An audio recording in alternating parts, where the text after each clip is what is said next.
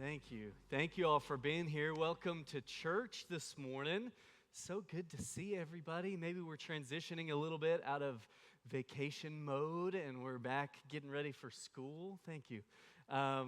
But yeah, I'm just excited that you all are here. If we haven't met before, my name is Dixon. I am the next gen pastor here. So that is our children's ministry and our student ministry up through high school age students.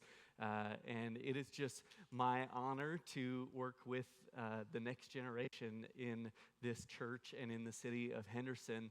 We have, for the last few weeks throughout the month of July, we have been going through this series called Relationship Goals. And that's been happening as Pastor Pete, I'm sure you've heard, has been away on study month. So part of that, he's been working from home. He's been spending some time with family. This past week, he's been at a monastery and just spending some time trying to listen to the voice of God, get direction for something as simple as what he's going to be teaching this coming year, some of the sermon series that we'll be doing, as well as just a general direction for the church. We're really grateful for him and his leadership, and I know that I'm excited to have him back this coming week as he kicks off the Table series. That'll be exciting. I've tried to convince him that he should call it La Mesa and do some Spanish integration there. If you didn't know, he's fluent in Spanish, so you can quiz him if you've been doing Duolingo. But please, just this coming week as he comes back, just join me in welcoming him back and showing your appreciation for him in the way that he leads.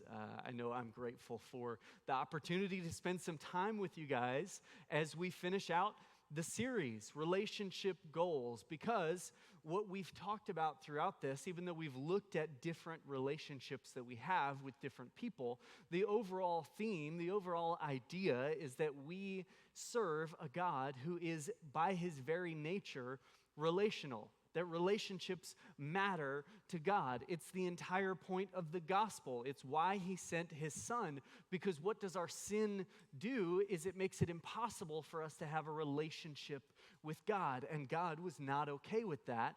And so he took some pretty extreme steps to pay for our sin and to be able to get back into a relationship with us. And so we've looked at some of the relationships that we have. We started out talking about godly friendships, and we talked about marriage, and we talked, Ryan Nunn last week just talked about community in the church and having godly community. And now I get to, no pressure, close us out by talking about parenting, okay? If you didn't know, I don't just help with your kids. I have some of my own. I brought a picture. This is, my wife Savannah was just up here leading worship. She's incredible. And together we have 3 kids. Our oldest is Charlotte. She's standing right there next to me. She is 7. Our boy Hudson, who actually is currently missing a few teeth since that photo was taken. He just had his 6th birthday at the beginning of the month. And then Harper down there on the end is 4 years old. And so maybe I don't have as many years parenting as some of you who have teenagers and adult children, but my wife Savannah and I got together and we said, hey, let's make up for lost time and let's get to it. 3 kids under 3 years between the oldest and the youngest. And so we kind of got the crash course when it comes to parenting.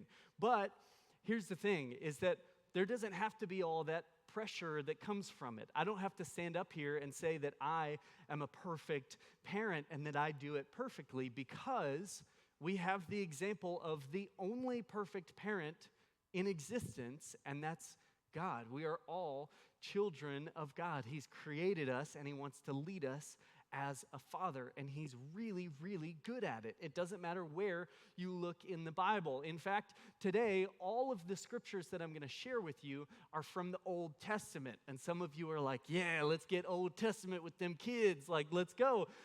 Because there's this misconception that God was different in the Old Testament and somehow had a change of heart and then got all nice and did some Jesus stuff in the New Testament. But that's not it at all. If you look at the way that God leads his people in the Old Testament, he is patient, He gives them second chances.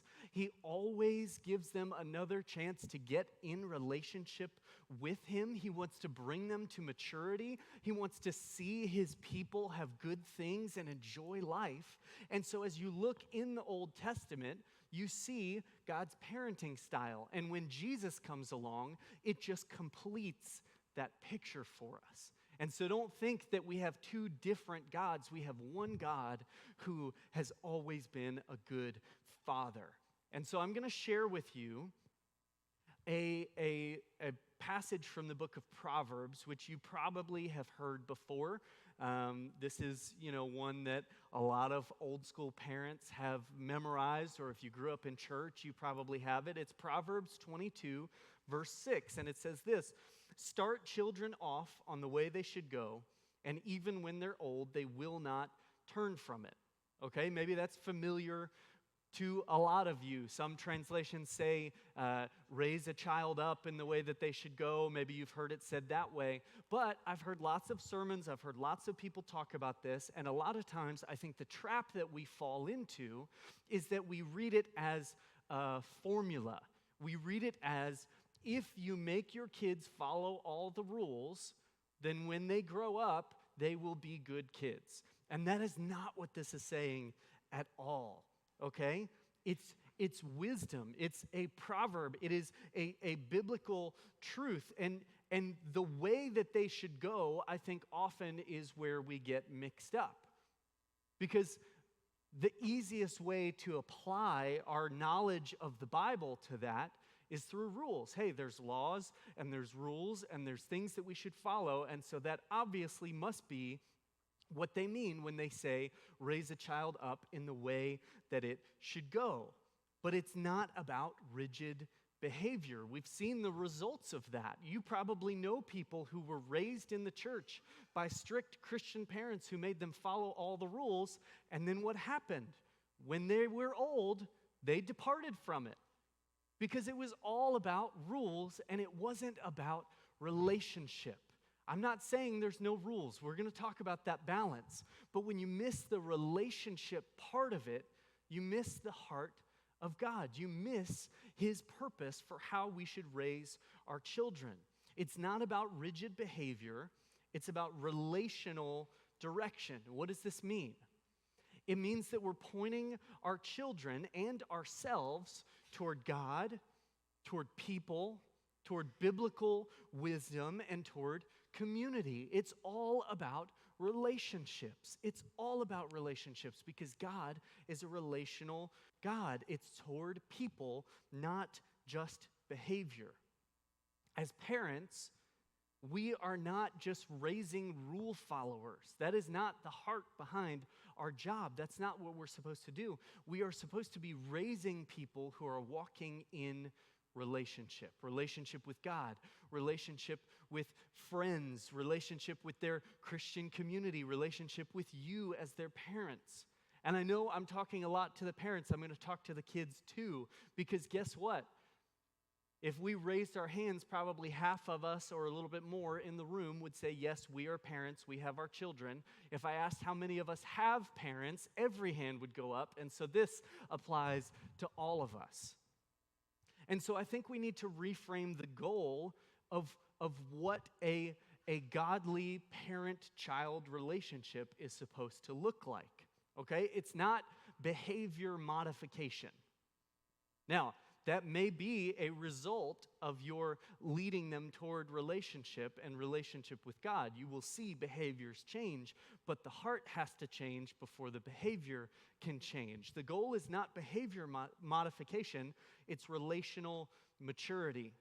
Actually, in Matthew, I lied. I'm going to reference Matthew, which is in the New Testament, okay? But in Matthew, you see this scene where Jesus is sitting around and he's having these conversations, and then the Pharisees are coming up and questioning him.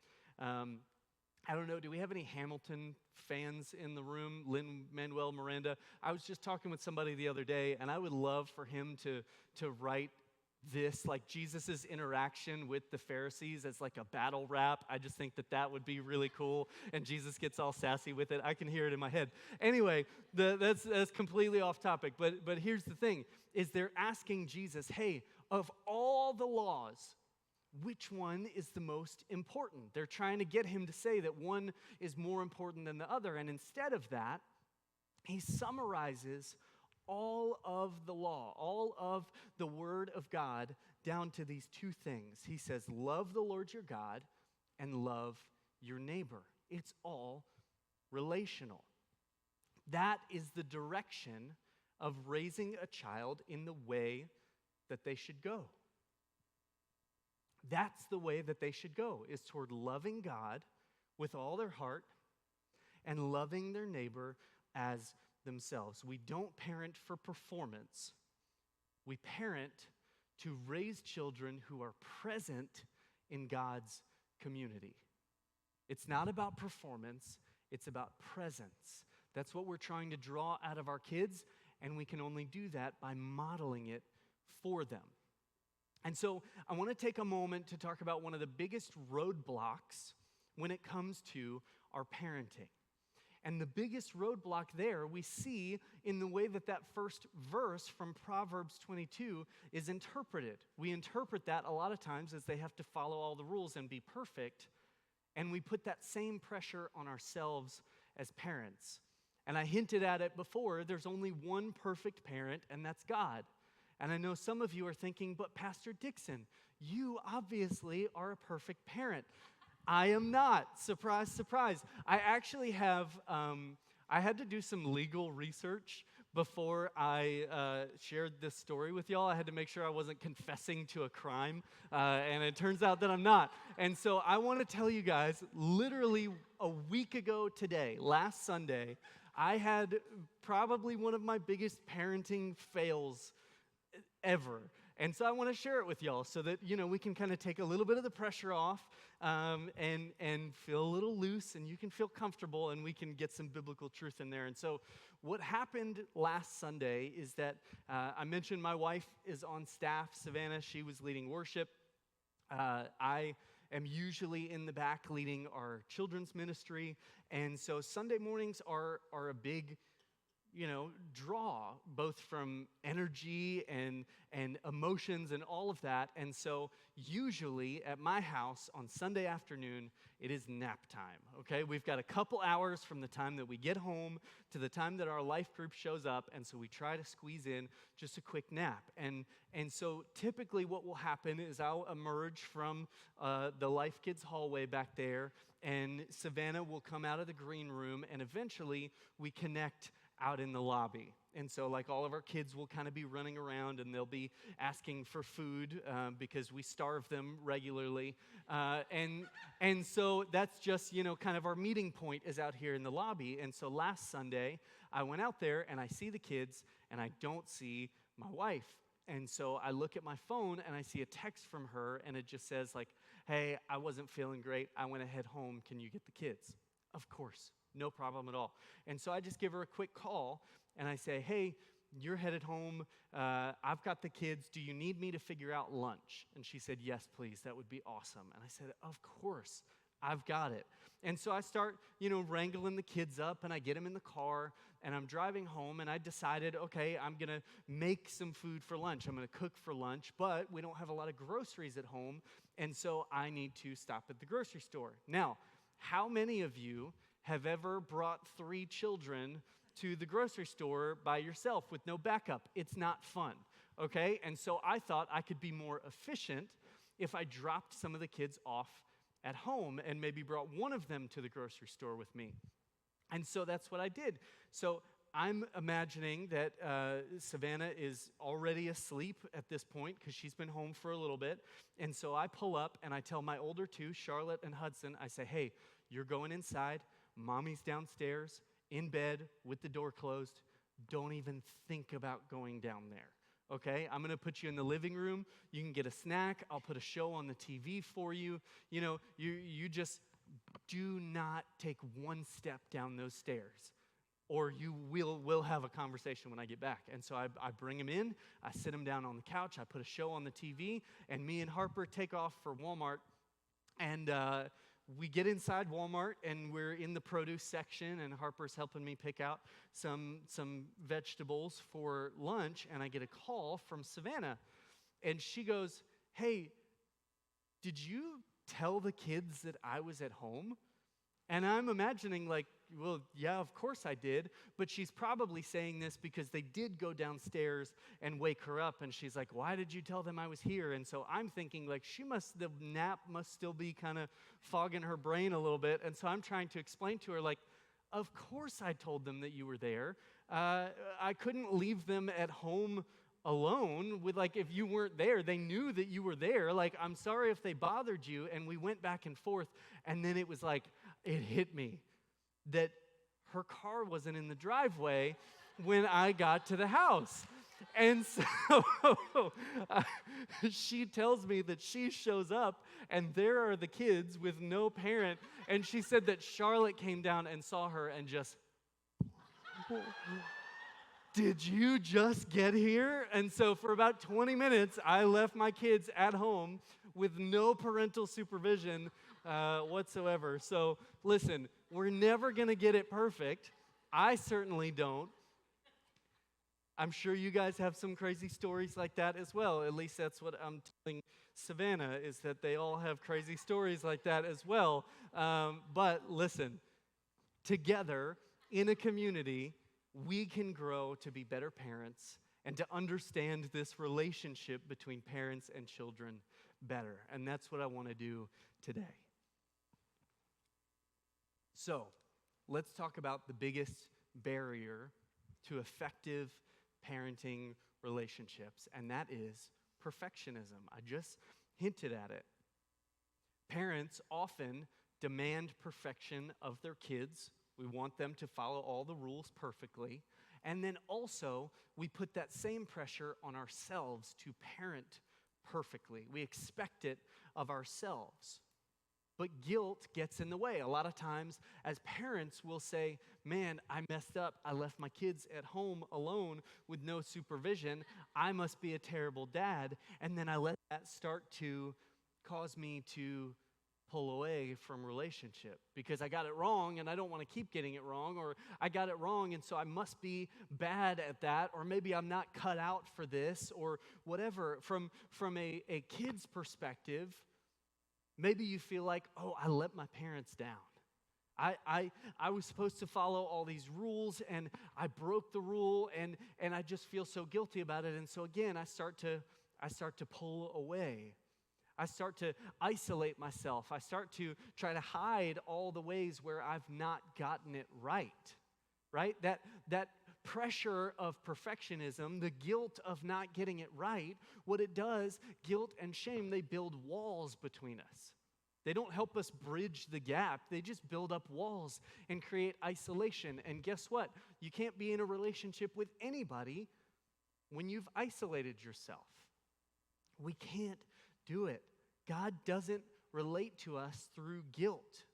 He invites us into grace. We see this time and time again. And the best example is the salvation that we have through Jesus. We didn't do anything to deserve it. He easily could have guilted us and shamed us and said, "You deserve to not have a relationship with me and you should be isolated from me forever." But he didn't. He extends that grace. He doesn't drive home the guilt.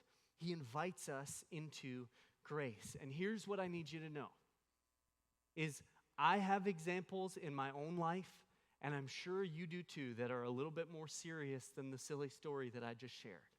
Whatever mistakes that you've made, whether they had to do with your children, maybe it's a part of your past that has nothing to do with them, that you feel like it disqualifies you from being a parent, but your past does not disqualify your present influence. There is nothing that you can do that will disqualify you from being a positive and godly influence on your children. There is nothing you can do, kids, that will disqualify you from being in a healthy relationship with your parents or with anyone. Your failure does not disqualify you. It's not disobedience that ruins relationships. It's perfectionism. It's the expectation that we always get it right. And then we try to disqualify ourselves from being parents. We try to disqualify ourselves from ever measuring up to being a good and perfect child. But that's the thing, is we will never, ever do it. We're not trying to be flawless parents or perfect kids. That's not the expectation. Imperfection is not the enemy. Isolation is the enemy. Imperfection is just our state of existence. We are on the in-between. We've been saved by grace, but we're not in heaven yet. So we're not perfect. We've been made spotless and blameless. God does not see us and see our sin, but that does not mean that our nature is His nature quite yet. We're still in process. He's still working that out inside of us. And the biggest enemy to that is expecting yourself to be perfect, and as a result, isolating yourself from relationships. So, let grace carry you. Just like the grace that God shows you, let that carry you further than guilt ever could, and let grace carry you in your parenting, in your relationships with your parents. Shame is gone, okay? You're not disqualified from being a good parent, but your responsibility is not gone. Shame doesn't have to be there, but it doesn't wipe away your responsibility to keep trying to get this right. And the most important thing that you can do is consistent connection. Consistent connection. I used to all the time have people come to me, and I still have these conversations with people, whether they're going to be a leader in teenage ministry or a leader in kids ministry, and I hear people say all the time that, like, I don't know if I'm, like, cut out for that. Like, that's a lot of pressure that, like, these kids are going to be looking to me to lead them, and I'm not perfect, and I don't know the Bible super well, and whatever it is. But here's the thing. Here's what I always encourage them with, is that the most important thing that you can do is show up for them consistently. They are not going to remember how many Bible verses you had memorized. They're not going to remember every detail of your past, but what they will remember is that you showed up consistently. And it's the same thing with parents. A lot of times that's amplified in our ministries at church because they don't have a parent who shows up for them consistently at home. But just like you can't raise your kids on your own, you need a community. We also can't raise kids without parents. It has to be a partnership. And so I want to encourage you that just by showing up consistently and relationally for your kids, you will make so much more of an impact than you ever imagined that it could. God shows us what faithful parenting looks like in the way that He parents His people, right? If you look back to the book of Exodus, God's people were slaves in Egypt, and they cry out to God and they say, hey, this stinks. Help us out. And He says, I got you. And He scoops them up out of Egypt, and He leads them through the Red Sea, and He brings them where? Into the desert, okay? And there's a promise of one day, I have this promised land for you where you'll live and you'll have everything that you need, and it's beautiful and wonderful, but right now, you're in the desert. Kind of like we were talking about a moment ago, where we've been saved by Jesus, but we haven't reached the promised land yet. We're still walking through the desert, okay? It was like we were delivered instantly, but we still have to be developed, right? Deliverance happened immediately, but development takes the rest of your life. And so God exemplifies what this looks like in the way that He leads His people. He didn't expect immediate maturity. He walked them through the process. There was no expectation of instant maturity. The Israelites were delivered instantly, but they developed slowly. For them, it took 40 years of walking through the desert. Some of the people who got saved from Egypt didn't make it through. They died. There were new kids who were born in the desert, right? That's a long time. That's an entire generation that they spent in the desert. But God was not impatient. He was present. He was patient with them while they were in process. And so we see an example of this in Exodus chapter 16, verse 2. It says, in the desert, the whole community grumbled against Moses and Aaron. How many parents have ever felt like your whole community was grumbling against you as you led them? If you haven't felt that before, I would suggest taking your family on a road trip. The longer, the better. The longer, the better. We just went back to Virginia a couple of weeks ago to visit with some family back home, and that is about 11 hours with no stops, but when you got 3 little kids, that turns into 13 hours real quick. And I can think of a couple of times where I got driving suggestions or directions from my 6-year-old son of, Daddy, maybe you should go over there, or you should drive there, or are we there yet, or I have to pee, or whatever it is. It's just like this constant grumbling as you're trying to lead them. And I'm like, I know what's at the end. You're going to see all these people who you love, and we're going to have a great time, and you're going to be so excited when we get there. You just have to trust me through the process, okay? They grumbled. The Israelites doubted. They got a little bit into the desert and they were like, yeah, that same God that saved us from Egypt, like we saw him be super powerful, but does he really know what he's doing? Because this stinks, man. Are we there yet? I got to pee, okay? But how does God respond? He responds with provision, not punishment. His people who he's parenting, who he's leading, are not putting their faith and trust in him. They are grumbling, they are complaining, they are generally disgruntled and unhappy. And he says, you know what? I'm going to continue to provide for you. I'm going to give you the food that you need. I'm going to give you the shelter that you need. I'm going to provide you with everything you need. I'm not going to punish you for not putting your faith in me. I'm going to provide for you. He responds with provision and not punishment. And because he was patient with these people, it developed trust in them. Over time, as they saw God provide for them, it creates trust. Parenting is not about generating immediate results. It's about sustaining presence in the process. It's about constantly being present with your children in the process. God leads with presence and not pressure. In chapter 13, we see it talk about that he put a cloud, a pillar of clouds in the sky to give them the direction that they're supposed to go. And at night, he would give them fire so that they could see and still have that direction at night. He led from beside them. He was like, hey, let's go. Let me take you here. Not behind them with a prod or a whip, and encouraging them, hey, you better keep going that way or it's not going to work out well for you. No. Presence builds trust more than pressure ever can. Presence builds trust. That's the same for parents and for kids.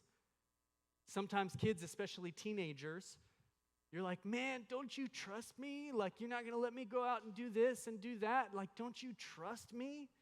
Well, guess what? You can build that trust through your presence. Trust is never built in isolation. Trust is built through presence.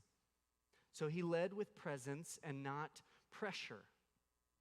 He balances structure and grace. In this case, the structure is the law.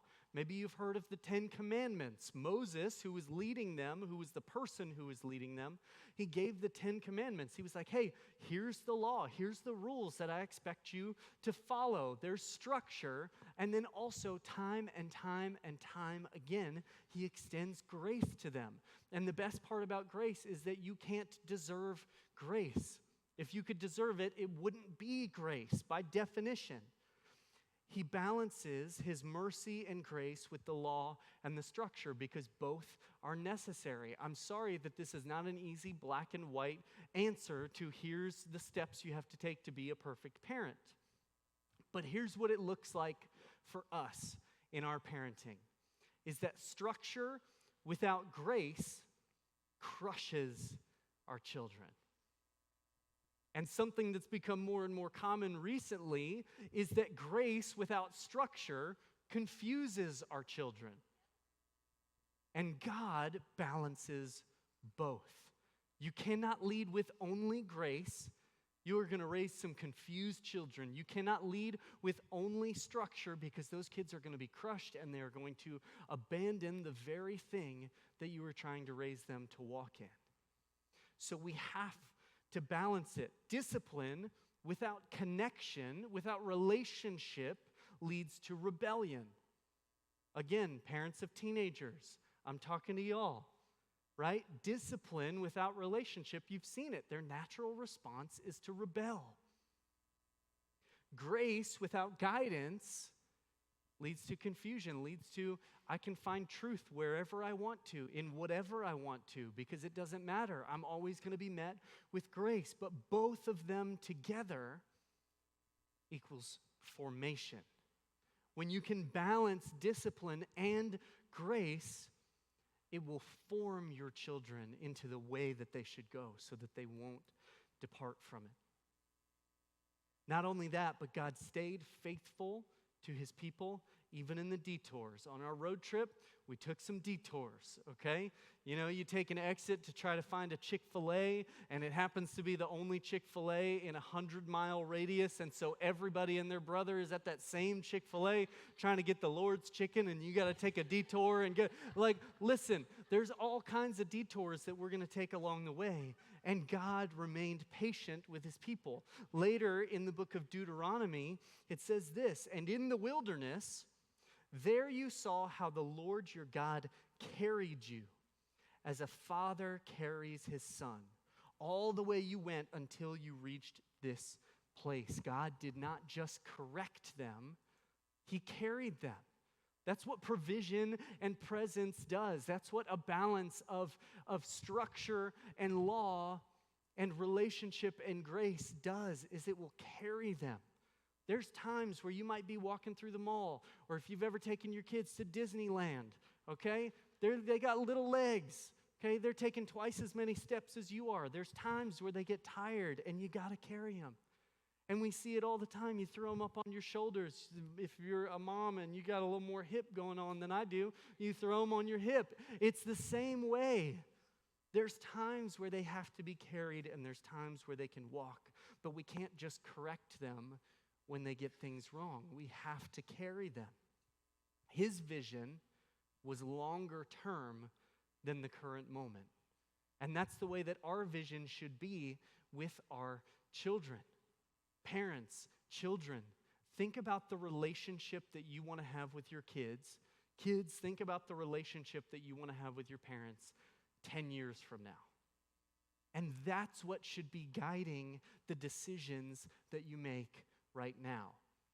It's really easy to get caught up in the moment.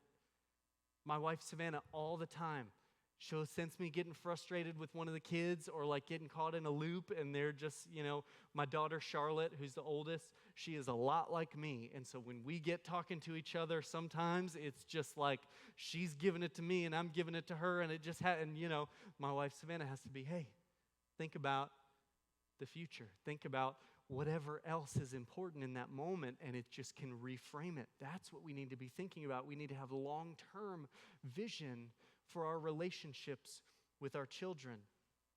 God doesn't expect us to be perfect kids. He invites us to walk with him. There's no expectation that we get everything right in our relationship with God. We're just invited into a relationship. And that has to be the same. That's our model for how we parent and how we grow. We have to be growing closer to God if we expect our kids to follow our example and grow closer to him themselves. So here's the encouragement. I'll break it down. I'm going to give the parents some encouragement. I'm going to give the kids some encouragement because all of us are kids. For parents, you just need to be consistent. You don't need to be perfect. Don't let guilt and perfectionism get in the way of the influence that you have right now. Because whether you accept the influence or not, you are always influencing your children. always.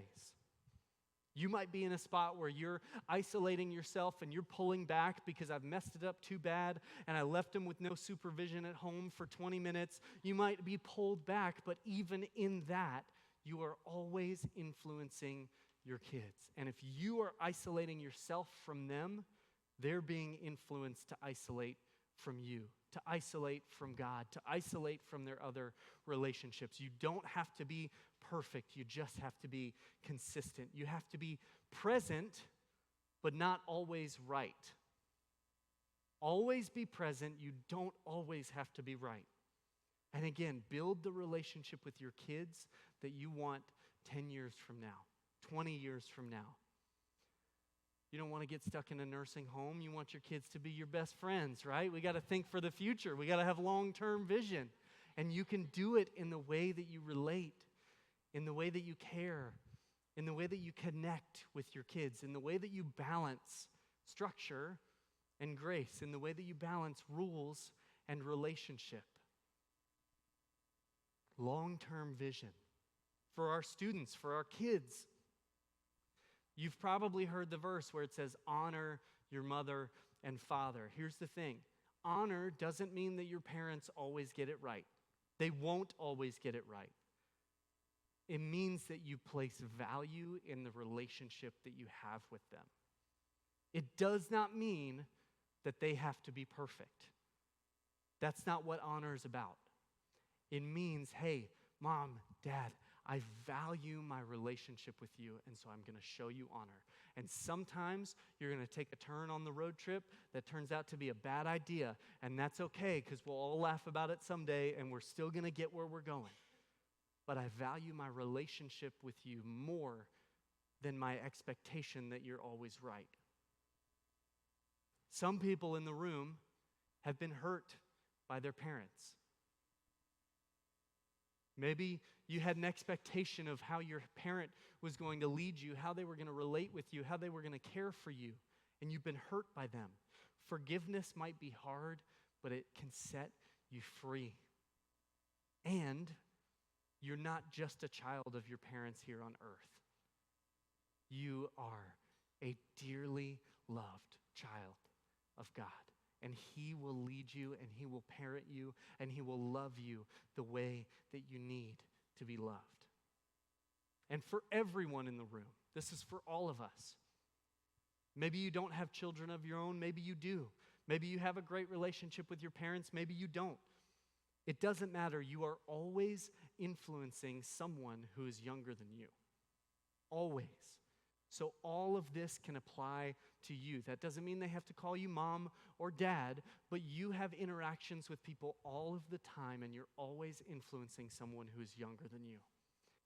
You are still being parented by God. Always. If you want your children to grow in their relationship with God, if you want your children to grow in the way that they follow you, if you want to grow in the way that you follow your parents and relate with your parents, then you have to grow and respond to the parenting of God. We're all growing into something. We're all still in the desert. We're still on the way. We're still on the road trip. We're all growing towards something, and you're never expected to get it perfect. We have to change the goal of our parenting. The goal is not perfect children or perfect parents. The goal is a deep relationship that points to Jesus. A deep relationship that points to Jesus. Let grace do what guilt never could. I want to pray for us today as we close, because a parent-child relationship is so complicated and sensitive, and so many of us have such feelings or history with our relationship with our parents, with our relationship with our children, and so I feel like I need to pray specifically for some of those different situations. So would you just join me in praying? And when it applies to you, pray it for yourself, and when it doesn't, pray it for someone else who needs it. God, we're so thankful that you lead us as a good father, that you've set the example for what it means to lead in relationship. God, some of us this morning, we need to forgive a parent. God, that's not easy. But if you can forgive us, if you can extend that grace to us, if we can continue to grow closer and closer to you, there are people in this room who need to let that go today, who need to forgive a parent in their own heart. Maybe they've forgiven a parent, but they need to reach out in person and tell them to their face that they forgive them. Some of us need to ask for forgiveness in the way that we have led our children, in the way that we have responded to the leadership of our parents. But God, some of us, we've isolated ourselves. We've disqualified ourselves. We've convinced ourselves that we don't have any influence anymore, and that is a lie. And so God, just give us the courage to get back in the process, to step back into it, to stop taking a back seat, to stop saying, yes, I'll give grace, but I won't give direction or correction, to stop saying that it's all about performance and not about relationship. God, we just have to get back in the game because it matters. Because it matters, because the game is going to keep playing. The clock is going to keep ticking whether we are on the field or not. So help us. Help us to step back in as parents. Help us to step back in as children. Help us to be willing to be led and open up to a relationship. And in all of that, God, just work in our hearts to make our hearts look more like you, to help our parenting look more like your parenting, to help our response and connection to be genuine, and our connection to you to grow in the process. Pray all this in Jesus' name. Amen.